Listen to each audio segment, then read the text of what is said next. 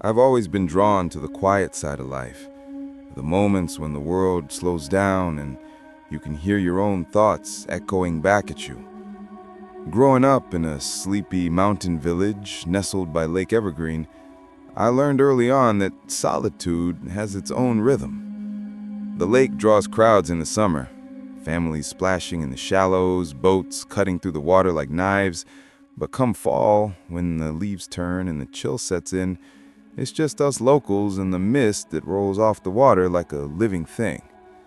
The paths along the lakeshore, those winding gravel trails lined with evergreens and old wooden benches, become empty arteries pulsing with silence. If you've never walked them in the off-season, I'd say give it a try. There's a strange peace in it, like the world's holding its breath. But sometimes that peace cracks open, and what slips through isn't calming at all. These are the stories I share when folks ask for something that'll keep them up at night. They happen to people I know, or at least people from around here, and they've lingered like fog in my mind ever since. Take my cousin Elias, for starters. He was 17 back then, fresh out of his junior year, obsessed with photography. Our village isn't much, a cluster of cabins, a general store that doubles as a post office, and the lake that gives the place its name. Elias lived in a log house on Willow Lane, right at the edge where the trees meet the water. He'd inherited his dad's old camera, one of those bulky film models that clicked like a heartbeat, and he spent his free time chasing the perfect shot. Sunrises over the lake, deer sipping from the shallows, that kind of thing. But he had a habit of venturing out at odd hours, especially after arguments at home. His folks were strict about curfews, but Elias, he'd slip out anyway, camera slung over his shoulder, chasing the thrill of capturing something raw and untouched. One crisp autumn evening, after a blowout with his stepmom over chores, he grabbed his gear and headed for the Lakeside trails. The sun had dipped low, painting the water in shades of bruised purple, and the air carried that sharp pine scent mixed with the damp rot of fallen leaves. He didn't take his phone, too bulky, he said, and it ruined the immersion. Just the camera, a small flashlight clipped to his belt, and a spare roll of film in his pocket. His parents had drilled into him the importance of locking up tight at night. Bears wandered close sometimes, or so they claimed. So he always carried the cabin key on a lanyard around his neck, tucked under his shirt. Elias aimed for the old overlook point, about 2 miles down the trail, a spot where the path curved high above the lake, offering a panoramic view. The gravel crunched under his boots, and he lost himself in the rhythm, snapping photos of twisted roots and mist-shrouded branches. About halfway there, he paused to adjust his lens, and that's when he heard it. A soft rustle, like fabric brushing against bark. He shrugged it off, probably a squirrel or the wind, but then came a faint jingle, metallic and out of place. He checked his lanyard. The key was gone. Panic hit like a cold wave. He backtracked a few steps, sweeping the flashlight beam over the ground. Nothing. The trail was narrow here, edged by dense underbrush on one side and a steep drop to the rocky shore on the other. The key must have slipped off during his hike. Cursing under his breath, he knelt and peered into the brush. It was thick, tangled with vines and deadfall, but he figured the key couldn't have gone far. The flashlight beam cut through the gloom, revealing layers of leaves and mud. No luck on the surface, so he pushed deeper, parting the branches. The air in there was thicker, laced with the musty smell of decay and wet earth, like an old cellar forgotten by time. Frustration built, and he was about to give up when he thought of a trick. He'd use a strip of cloth from his shirt as a marker. Tearing off a piece, he wedged it into the ground where he'd entered the brush, then backed out to the trail to orient himself. As he stood, the cloth vanished, yanked downward with a sharp tug. Not the wind, something deliberate. His heart slammed against his ribs. Someone was in there, hidden in the shadows, and if they had the cloth, they probably had his key too. The cabin address was engraved on it. No way he could leave that with a stranger. Anger overrode fear. Elias wasn't one to back down. Teenage bravado maybe, or just stubbornness. He plunged back into the brush, flashlight leading the way. The space felt tighter now, the branches closing in like fingers. He heard shuffling ahead, then to the side. Multiple sources, like echoes in a cave. His beam caught movement, a shadow darting between trunks. He called out, voice steady at first, then cracking. No answer, just more rustles. Common sense screamed to retreat, but before he could, a bony hand clamped around his wrist from behind. Cold, clammy skin, nails like hooks digging in. He yelled, twisting free with a wild swing that connected with something solid. A grunt followed, and the grip released. He burst out onto the trail, scraping his arms on thorns, and didn't stop running until he reached the cabin. Pounding on the door woke his folks. They were furious at first, but the scratches on his wrist shifted their anger to worry. They called the sheriff that night, and by morning new locks were on every door. For days, things settled, but then came the knock at dawn. He answered, finding no one outside, just the torn cloth strip on the doorstep, neatly folded. They installed motion lights after that, but the unease never fully faded. Elias still hikes those trails, but never alone, and he keeps his key in a zipped pocket now. Whatever lurks in that brush, it knows where to find him. Not all encounters are tactile. Some creep in like the mist itself, playing on your mind until doubt turns to dread. That's what happened to my neighbor, Clara. She was in her late 20s then, a teacher at the village school, always preaching the benefits of fresh air and exercise. After a long day wrangling kids, she'd lace up her running shoes and hit the lakeside paths at dusk. The off-season suited her. No tourists clogging the way, just the lap of water against rocks and the whisper of wind through pines. It was her escape, a way to unwind without the noise of daily life. One foggy evening in November, after a particularly draining parent-teacher conference, she set out later than usual. The air was thick, visibility down to a few yards, but she knew the trail like her own backyard. Earbuds in, playing a soft playlist of ambient sounds, no lyrics, just waves and wind chimes. She fell into her stride. About a mile in, that prickling sensation hit. Eyes on her back. She glanced over her shoulder. Through the mist, a figure stood motionless on the path, silhouetted against the fading light. Tall, cloaked in a heavy coat, face obscured by shadow. Probably another local, she thought, but the stillness unnerved her.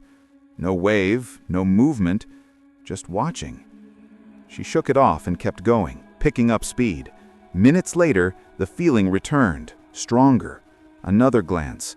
The figure was closer now, still immobile, still staring. Her pulse quickened, not from the run. She removed an earbud, listening for footsteps, but heard only her own breaths and the distant hoot of an owl. The trail twisted here, dipping close to the water's edge, with dense woods on the uphill side.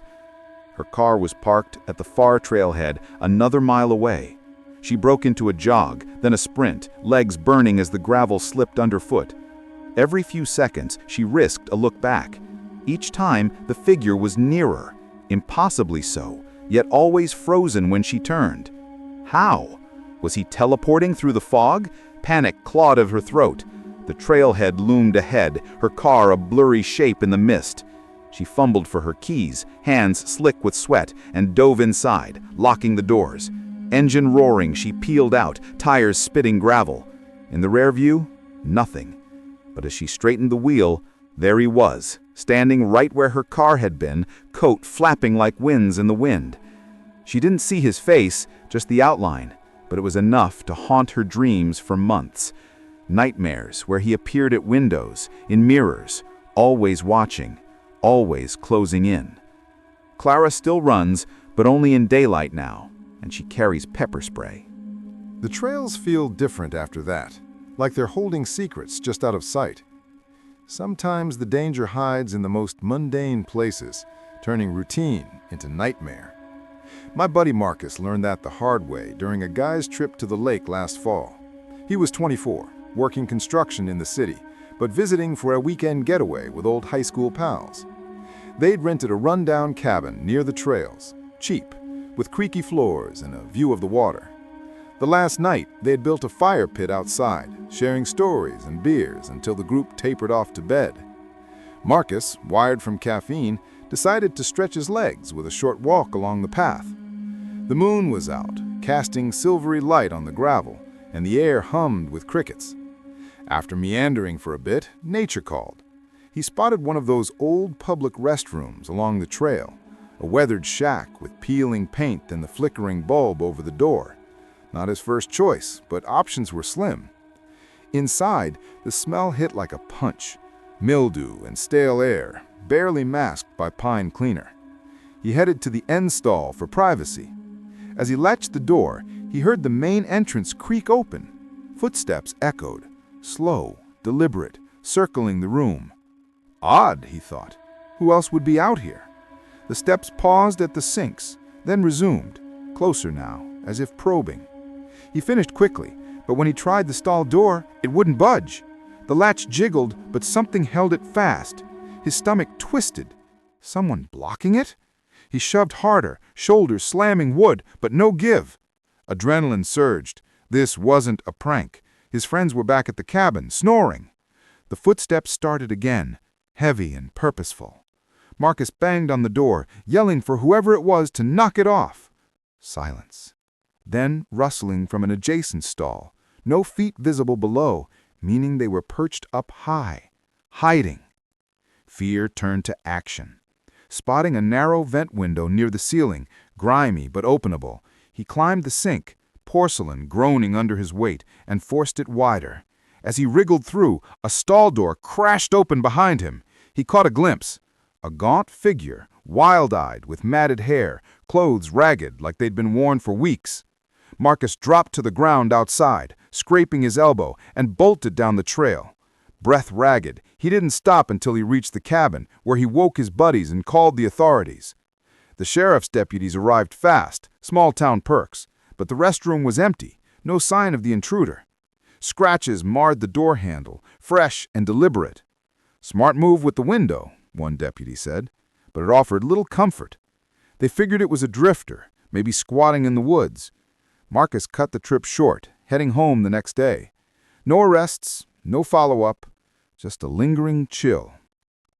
He avoids isolated spots now, and jokes about it with friends, but his eyes tell a different story. The eeriest tales, though, are the ones that brush against the unknown, leaving questions that fester.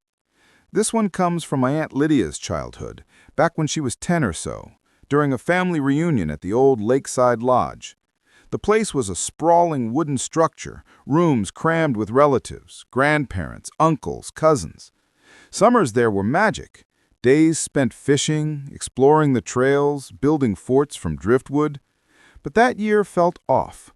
A massive storm was brewing up the valley, prompting the village to reinforce the shores with piled boulders and sandbags, creating makeshift barriers that loomed like ancient ruins. Lydia and her siblings treated them like playgrounds, scrambling up and sliding down, imagining epic adventures. The barriers blocked the usual lake view from the paths, turning familiar walks into mazes. Evenings, after the rangers cleared out, the area was off limits, but kids being kids, they bent rules. Lydia, the bold one, snuck out one twilight after a spat with her sister over a shared toy. Barefoot, she crept from the lodge's side door, a trick she'd seen her older cousins use for midnight swims, and headed toward the trails. The air was still, unusually quiet. No bird song, no distant laughter. The paths were deserted, as if the village had emptied overnight. She wandered aimlessly, until she spotted it. A thin plume of vapor rising from behind a barrier, not mist, but acrid, like burning leaves. Curious, she approached, scaling the rocks carefully. Peering over, she saw a small fire pit on the pebbled shore, flames licking at nothing. No people around, no blankets, no marshmallows, just the fire, crackling alone. Unease prickled her skin. Fires didn't start themselves. She slid down and approached, kicking dirt to smother it. As the embers died, she poked the ashes with a stick. Buried within, scraps of fabric, tiny gloves, a child's hat charred at the edges. Deeper, fragments of drawings, stick figures, houses, mostly burned, but one intact enough to show a girl's face eerily similar to her own, with the same curly hair and wide eyes. Terror bloomed. A shout echoed from the woods. "Hey there!" A figure emerged, disheveled, limping unevenly, voice slurred. "Don't move, kid!"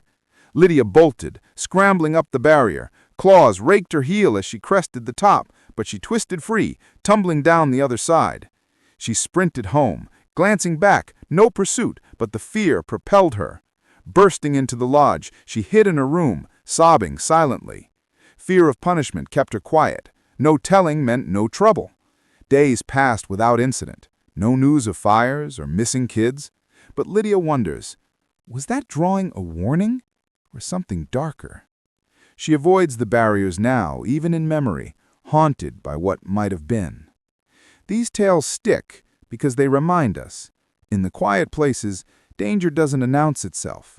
It whispers, waits, and sometimes it follows you home. If you visit Lake Evergreen in the off-season, walk the trails, but keep your eyes open. You never know what's watching from the mist.